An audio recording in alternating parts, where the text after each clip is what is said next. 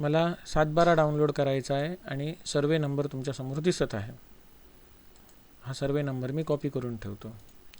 मग प्रॉब्लेम असा आहे की ते अंकित 712 आहे. याच्यात जर मी सर्वे नंबर टाकला आणि सर्च करायला गेलो तर एरर येतो आहे.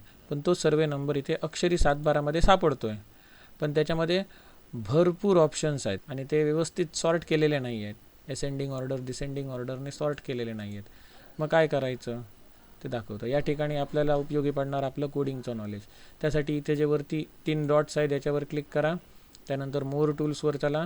त्यानंतर डेव्हलपर टूल्सवर चला.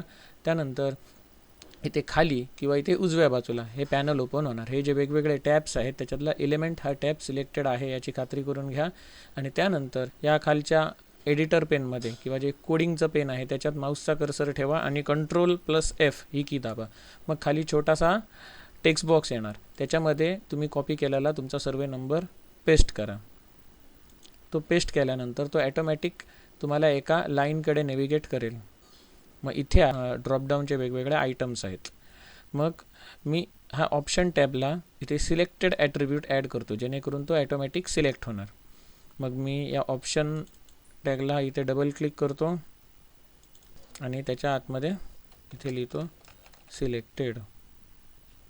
सिलेक्टेड लिहितो आणि एंटर मारतो.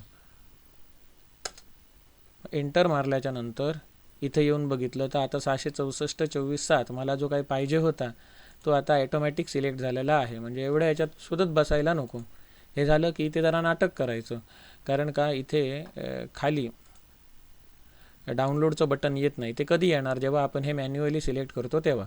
मग इथे काय नाटक करावं लागेल. याला जरा सिलेक्ट करायचं. याच्या बाजूचं आहे त्याला क्लिक करायचं. मग तो विचारणार डाउनलोड करायचा आहे का. होय म्हणायचं. आणि त्याच्यानंतर याच्या खालचा आपला कुठला होता हा आपल्याला पाहिजे होता 24/7. मग परत इथे येस डाउनलोड करायचं.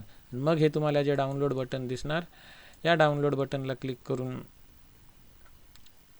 अशा प्रकारे तुम्हाला पाहिजे असलेला 712 डाउनलोड करू शकता. तर सांगायचा मुद्दा कसा इथे ड्रॉपडाऊनमध्ये भरपूर ऑप्शन होते. ह्याच्यात तो सापडणं मुश्किल होतं कारण हे व्यवस्थित असेंडिंग किंवा डिसेंडिंग ऑर्डरने सॉर्ट केले नव्हते. मग आपलं कोडिंगचं नॉलेज वापरून आपण अशा प्रकारे इथे एक छोटासा हॅक करू शकतो. छोटीशी ट्रिक करू शकतो. धन्यवाद.